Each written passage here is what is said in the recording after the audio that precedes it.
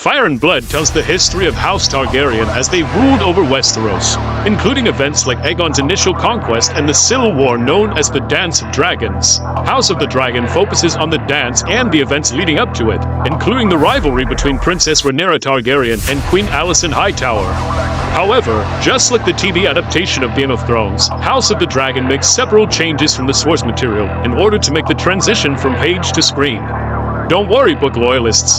Change can be a good thing, and in House of the Dragon's case, a grand majority of the adaptation choices work to enhance the narrative instead of detract from it. From structural differences to missing characters and more, here are the biggest changes House of the Dragon has made so far. Changes in House of the Dragon are a little bit different.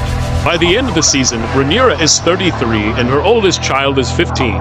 So are some of the relationships. One of the most revealing differences, but not necessarily changes between the book and the show, is that Alicent and her future stepdaughter were friends in court. The book only talks about how they became rivals. The reveal happened in episode 1. At the end of the premiere, just before Viserys names Rhaenyra as his official heir to the Iron Throne, the king tells his daughter a secret that has been passed on from one Targaryen to another for centuries. He says that Aegon the Conqueror, more or less the founder of Westeros, had a dream that a terrible winter would come and that the only... Now we know, officially, what it means. That's not in any of the books, but it did come from Martin himself, and because this wasn't a part of the book, that means the part where Viserys slips up and accidentally tells Alicent well likely won't show up. 17. Mushroom served as a fool during the reign of King Viserys Targaryen and a few subsequent Targaryen regents. According to the book, the nobles at court thought that Mushroom seemed less intelligent than he actually was, which made it easy for him to be unsuspecting and learn everyone's secrets. After Tyrion Lannister and Peter Dinklage, it would feel like a step backward to introduce a new dwarf character who's the butt of jokes. It's 2022. But while we likely won't see him on the show, Mushroom's point is by George R.R. Martin in real life. But the title page adds a fun narrative convention by saying that Martin is simply transcribing the book. Gildane, as the narrator, makes a few editorial comments. He specifies that some things are just rumors. Mushroom is one of his sources, so that means that not everything in Fire and Blood is necessarily true, so to speak. Like anyone in the Song of Ice and Fire universe, these are human beings with opinions and loyalties that are anything but objective. Because the book has an unreliable narrator, small changes from the text to the show are way easier to justify and not necessarily going against canon.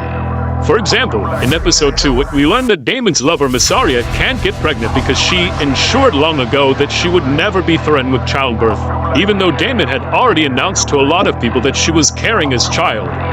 In Fire and Blood, Gildane writes that Mysaria actually was pregnant and had a miscarriage at sea when Daemon was forced to send her away. Maybe Daemon just let people believe a lie so successfully that it ended up in the history book. There's also no record of Princess Rhaenys busting through the dragon pit floor after Aegon II's coronation in Fire and Blood. But you can chalk that up to Gildane or Gildane's sources thinking it's unimportant, or perhaps embarrassing for the Greens. The only casualties were small folk, aka peasants and commoners, and both House of the Dragon and Game of Thrones make discrepancies between the events as they were reported in Fire and Blood and how we see them on House of the Dragon concern the deaths of 3 key characters. In the book, Rhaenyra's lover and the alleged father of her 3 oldest sons dies in a fire at Harrenhal, but nobody knows who is responsible.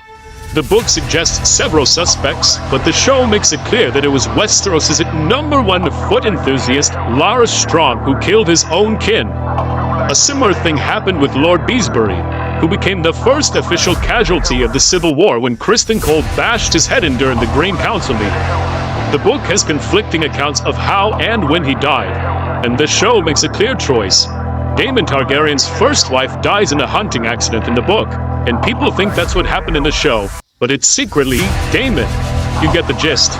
Also, Rhaenyra's first husband, Laenor Velaryon, is said to have been killed by his lover, Carl Corey, in the book, but the show reveals, so to speak, that his death was faked and the two ran away together. That's actually a really nice change. Happy for them. Finally, in the season finale, Rhaenyra's son Luke does technically die the same way that he does in the book. Fire and Blood tells us that Aemond killed Luke in a dragon duel at Storm's End, seemingly in retaliation for his eye. But the show adds a little nuance. We see that both boys lost control of their dragons, and that Aemond didn't ask Vhagar to chomp on Luke and his dragon Arax like that. Aemond is visibly shocked and maybe even feels a twinge of guilt. It makes him less of Daenerys finally shuffles off the mortal coil in this episode. We all saw it coming. He's been marched for blood since day one. However, we never anticipated just how that death would play out in House of the Dragon. In House of the Dragon, the man goes full Crypt Keeper. He's rotting off his own bones. He's losing body parts left and right. He's just gone through it. Finally, at the end of Lord of the Tides, he passes away, and just after a relatively happy family dinner no less. But this being House of the Dragon, we won't know peace yet. That's because right before he dies, Viserys mentions the Song of Ice and Fire prophecy to Alicent, believing her to be Rhaenyra. After hearing a few mumbled words about Aegon, thinking he was referring to Alicent's son, not the Conqueror, and him uniting the kingdom, Alicent believes Viserys wants his son to take the throne instead of Rhaenyra. No, Viserys, why couldn't you just keep your mouth shut? The future was looking somewhat bright, at least by Westerosi standards. But your last words may have divided the Aegon. We just have to find him first. Episode 9 of House of the Dragon, titled The Green Council, picks up right where Episode 8 left off, with Viserys dying and Alicent interpreting his last words as him choosing Aegon as his successor. As soon as Otto gets word of this, he springs into action, gathering the small council to organize Aegon's coronation. The only problem, Aegon is nowhere to be found. So sets in motion a hunt for the king-to-be, a hunt that surprisingly pits Alicent against Otto. The Hand wants to kill Rhaenyra and her family as soon as possible, but Alicent has doubts about that, especially following their slight reconciliation last episode. Much of the search for Aegon is new to the show, as is the tension between Otto and Alicent. In the book, they are a united front as they work to rouse and crown Aegon. Here, Otto is the heartless monster who sets things in motion, while Alicent comes off as much more sympathetic thanks to her worry for Rhaenyra. House of the Dragon also greatly speeds up the time between Viserys' dying and Aegon's coronation.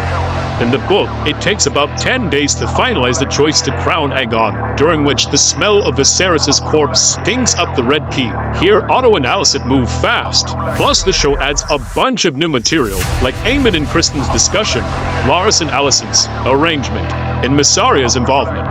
The street urchin fighting rings are very much in Fire and Blood. The entire expanded search for Aegon emphasizes just how much of a pawn he is in the schemes of older characters. Plus, in seeing all his common haunts, again, the child fights, we realize just how unfit he is to be king. Pair that with the fact that neither of his parents truly love him and the extreme ego boost he gets from the crowds cheering at his coronation, and you're looking at a recipe for a megalomaniac disaster.